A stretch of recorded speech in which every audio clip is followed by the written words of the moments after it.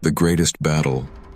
Throughout history, there have been kings who conquered kingdoms, generals who conquered nations, explorers who conquered oceans, yet the greatest human beings in history never called those the greatest victories. Instead, they spoke about another battle, a battle that no one else could see.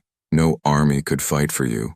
The battle was so important that almost every great spiritual tradition spoke about it. The Bhagavad Gita speaks of mastering the self.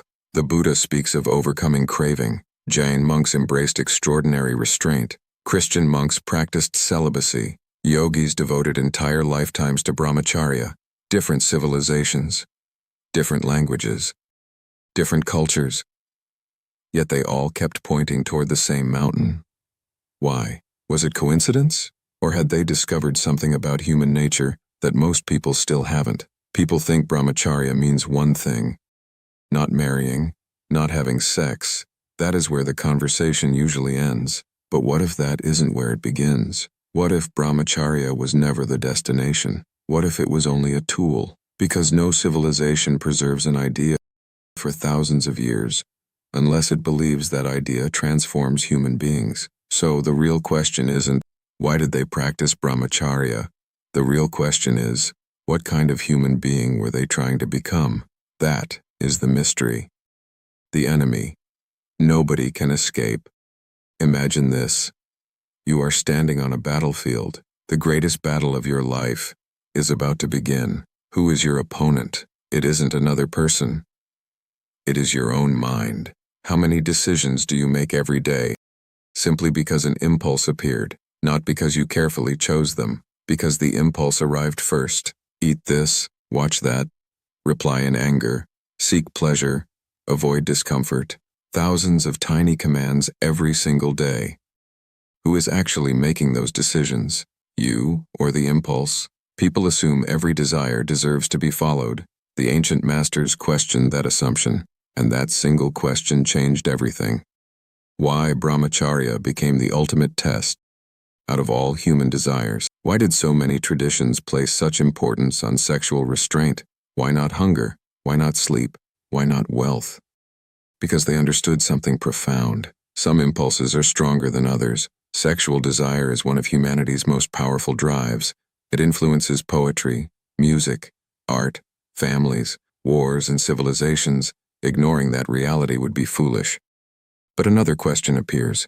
If this impulse is so deeply rooted in human nature, why would anyone voluntarily restrain it? Not because they hated life, not because pleasure is evil. Then why? Because they believed something extraordinary happens when the mind learns it is no longer the servant of its strongest impulse. A person who can calmly say no to one of the strongest urges they experience is not merely practicing restraint. They are changing the relationship between the mind and desire. And once that relationship changes, a much bigger question appears. If you can govern one of your strongest impulses, what else becomes possible? Freedom. People think freedom means, I can do whatever I want. But think about this. Imagine a man who cannot spend a single day without alcohol. Now ask yourself, is he drinking because he is free, or because he has become dependent? He doesn't own the habit anymore. The habit owns him. That is not freedom. That is attachment. Now remove alcohol, replace it with anything. Money, power, recognition, pleasure, anything. The moment your happiness depends on something outside your control, you slowly begin to lose your freedom. That is why the ancient masters never defined freedom as the ability to satisfy every desire. They defined freedom as the ability to remain peaceful even when desire is not fulfilled. Read that again. Freedom is not the ability to satisfy every desire. Freedom is the ability to remain undisturbed even when desire is denied. Now think about Brahmacharya. Why did so many sages choose this path? Because among all human desires, this is one of the strongest. If a person can calmly remain at peace without obeying one of the strongest impulses within human nature, what kind of command does he now have over his own mind? And once your mind stops obeying its strongest impulse, what else can it achieve? That is the real question. The fearless mind. There is something I want you to think about. What is the hardest thing for a human being to voluntarily give up? Money. Some people donate millions. Comfort. Warriors willingly sleep on the ground. Food. Many people fast for days. But one desire has followed humanity since the beginning of civilization, a desire so powerful that it has even the rise and fall of kingdoms. Yet some people looked directly at that desire and quietly said, no. Not because they were incapable, not because they hated life, but because they had found something they valued more. Pause for a moment. Imagine what that does to a human mind. A man who can refuse one of the strongest pleasures available to him, not once, but again, and again, is training something far more valuable than resistance. He is training authority. Not authority over others, authority over himself. That changes a person, because confidence doesn't come only from winning battles against the world. It comes from winning battles that nobody else even knows you're fighting. Think about it. Every time you keep a promise that only you know about, something changes. No applause, no audience, no reward. Yet your mind notices. It begins to trust you. It says, when he makes a decision, he means it. That trust cannot be purchased. It cannot be borrowed. It has to be earned. And perhaps this is where the quiet confidence of many great monks, yogis, and ascetics came from. Not because they possessed magic, but because they had stopped betraying themselves. That kind of confidence is different.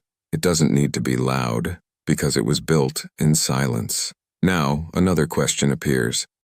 If mastering one powerful impulse can transform your relationship with yourself, why did so many traditions also embrace voluntary hardship? Why silence? Why fasting? Why long hours of meditation? Surely there has to be something deeper connecting all of them. Why the greatest men chose hardship? If comfort made people stronger, the strongest people in history would have lived the most comfortable lives. But history tells a completely different story. The Buddha left a palace, Mahavira left a kingdom. Countless yogis walked into forests, monks chose silence, warriors embraced relentless training. None of them were running toward comfort. They were running away from it. Why? Were they punishing themselves? No, they were training themselves. There is a difference. Imagine a blacksmith forging a sword. He doesn't protect the steel from fire. He places it inside the fire. Then he strikes it again and again, because he knows the fire reveals what the steel can become. The human mind is no different. Comfort rarely asks anything from you. Hardship asks everything. Can you stay committed even when your feelings disappear? That question separates ordinary lives from extraordinary ones. Think about every person you deeply admire, not because they were famous, because they were unshakable. Somewhere in their life, they deliberately accepted what most people avoid. Discomfort because they discovered something hidden inside it. Every voluntary hardship teaches the same lesson. Your feelings don't have to make your decisions. Read that again. Your feelings don't have to make your decisions. That sentence is the foundation of every great achievement. The student who studies when he doesn't feel like studying. The athlete who trains when the body wants to quit. The monk who remains silent when the mind wants noise. The person who practices Brahmacharya when desire demands otherwise.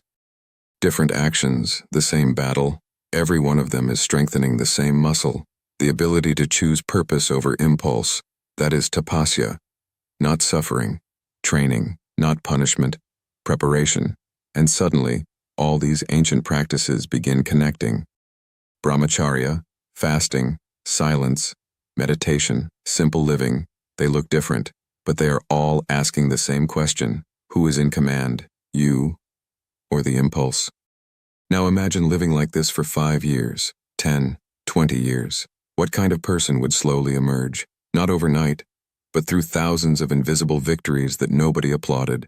Perhaps that is the human being these traditions were trying to create. The power nobody can see. Power, most people misunderstand that word. They imagine muscles, money, authority, the ability to command other people. The ancient masters saw power differently.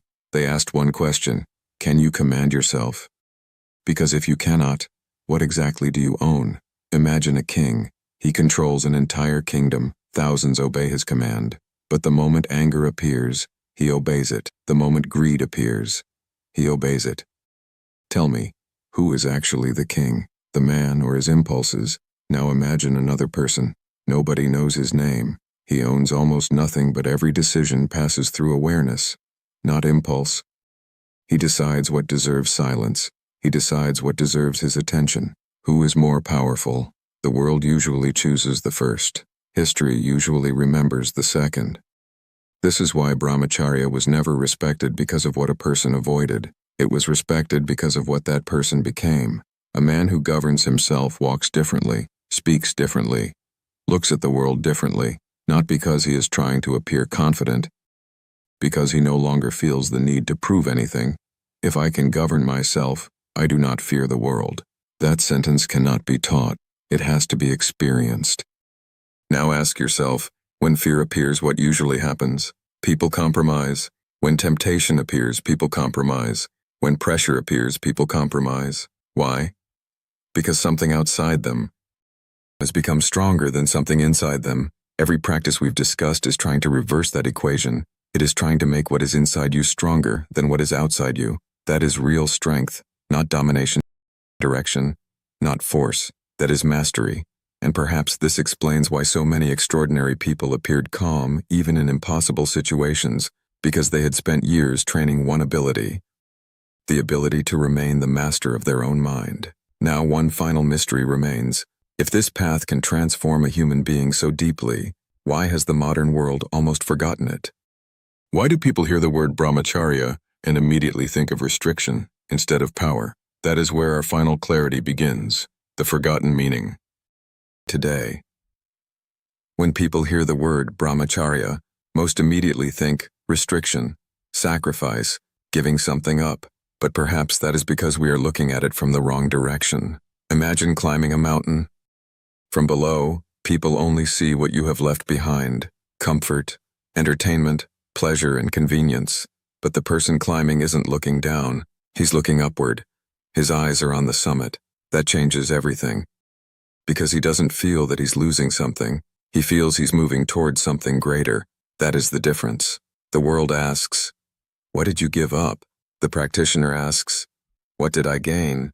And perhaps that is why the ancient masters never described Brahmacharya as a sacrifice. They described it as a path toward becoming a human being whose decisions are no longer controlled by the loudest impulse, but by the highest purpose.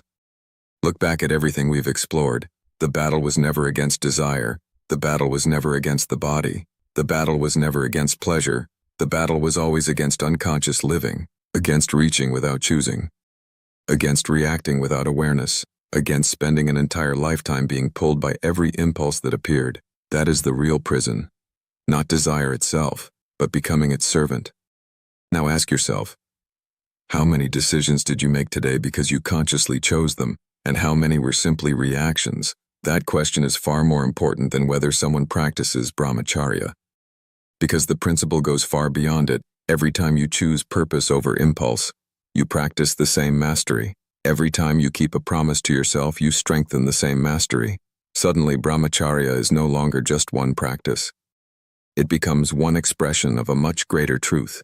The greatest victory is not over another human being. It is over the part of yourself that constantly asks for the easier path. Because once that part no longer controls you, the world changes. Because you became different. So perhaps the real question was never, should I practice Brahmacharya? The real question is, who is leading my life? My highest purpose or my strongest impulse? Because the answer to that single question will quietly shape every decision, every relationship, every achievement, and ultimately the person you become. If this video changed your perception of disciplined life, consider subscribing for more wisdom.